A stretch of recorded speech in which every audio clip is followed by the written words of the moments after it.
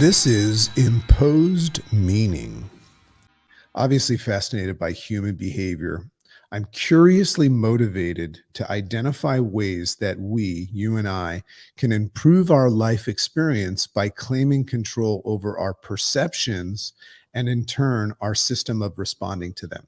So, in my book, I teach something called the interface response system. And that's at the end after the whole, all the insights and things.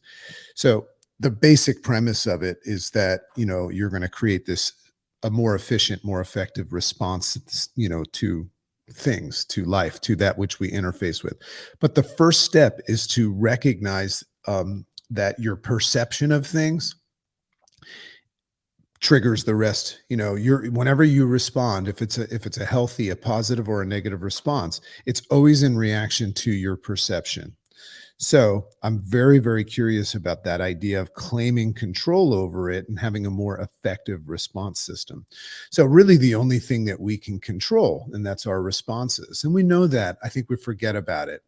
When you put your foot in your mouth, or you overreact, or, you know, all of a sudden feel yourself getting anxious or angry or frustrated or confused. What we've just done is we've just allowed our knee-jerk reaction to jump onto a thought or a feeling. So if we can learn how to slow that process down, we're going to start winning. So it's a very interesting challenge that we face, that we've learned to impose meaning. This is big. We've learned to impose meanings on certain things based on our programming. And these impositions, when we impose meaning on something, which is another way of saying post judgment, or label something, when we impose meaning on things, what it does is that these impositions validate and trigger that often ineffective response system. So here we are, and we say, okay, I want to create a better response system. One of my mentors told me that the only way we can actually measure health, this is a fascinating question. How do you measure health? And he said that the only way we can measure health is by measuring the degree to which we respond to adversity. Right. So if you can learn how to have a more efficient response system, everything in your life will change. See, right now I have something in my eye, and because I have no lenses in my eye, I get to go right through there and scratch it. It's genius, right? I think I'm going to market these. And as soon as you put these glasses on, these make sense glasses, everything starts to make sense. So I have about 1,000 pairs of them. So if anybody reaches out and wants one, maybe I'll send you some. So how do we do this, right? How do we, create a more efficient response system and create a different perception and things like that? So how do we manage this? And that is by reclaiming control. So that's the goal today, is to reclaim control.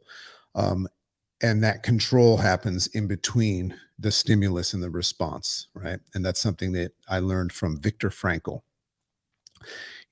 That's how he survived all those years in the concentration camps, is he learned how to control his response to things that would have got him killed if he didn't learn how to do that.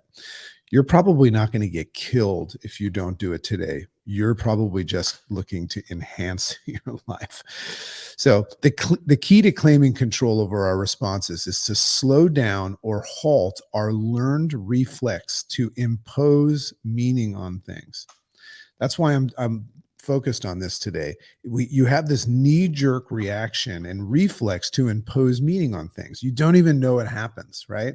And remember that imposition of meaning is coming from your outside in programming, your mother, father, teacher, preacher, and society. All that you consume is what you assume. So what you want to do is create space between our initial perception of something, that's the space, and our imposition of meaning to it. We create the opportunity, therefore, to grab onto a more logical and rational value, or lack thereof. So you're still going to impose meaning on it, but before you let your program impose meaning, you slow the process down, and you decide whether it has meaning or no meaning, meaning some things just don't matter. And if you catch yourself, right? That's not my bag, baby. That's what Austin Powers would say. And then what you do is you create that opportunity to grab a more logical and rational, response.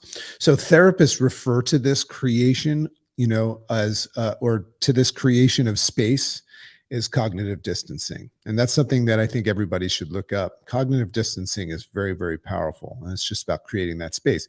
So in my book, I teach a really, really effective tool that all of you can start playing with today. It's a lot of fun. Um, and it's basically a sound that accomplishes all of this stuff that you're trying to do.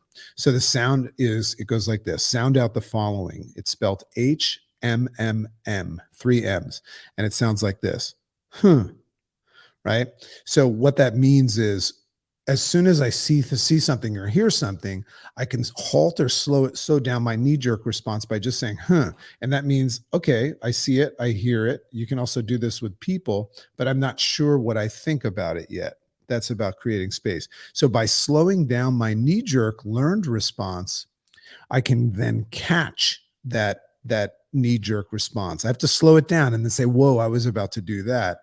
Catch it and then challenge it. That's the idea. In the space, you challenge it so that you may entertain a more supportive meaning or lack thereof. That's the idea. Challenge it and say, does it have meaning or no meaning at all?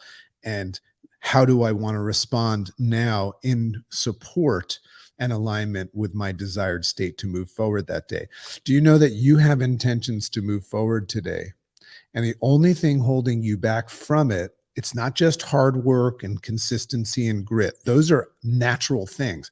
It's your ability to not allow yourself to or prevent yourself from getting distracted. And the way you're going to get distracted is if you ineffectively respond to things, because some shit is going to happen today. I'm telling you that right now. So get ready for that. Make sense? So I sure hope so. My pleasure to be here today. It really is my pleasure. I was talking to my buddy Jim, and give a shout out to my brother Jim Quick, who just had a baby, and got to meet him yesterday. He just posted that, so that's why I can say it. But anyway, we were just talking about this thing that I do, these rise ups, and I was just explaining to him that it began as something that I did to work on my anxiety from public speaking way back in the day. But now it's just something that I do every day because it really helps set up my day. And that's something that, should be a clue to you. You should be using these mornings. And remember, I have the sub 5-minute version in the podcast, but you should be using these lives just as a part of your morning structure. But what you should do after this, what I encourage you to do, I should on you. What I encourage you to do after this is put it into some form of action. So this podcast, these lives, that's me putting what I learned into action.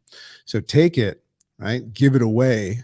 And that's how it's going to stay. That's how you have to do it. You can share this. You can explain what you learned this morning in your rise up to other people. Maybe start your own podcast or anything like that. But that's when things start to change. And remember that change always happens on the other side of challenge. So Marty loves these glasses. Well, Marty, maybe we'll have to get you a pair of these glasses. They'll change your life. So love and appreciate you all. Have an amazing day. And yes, I will see you tomorrow at 7:30.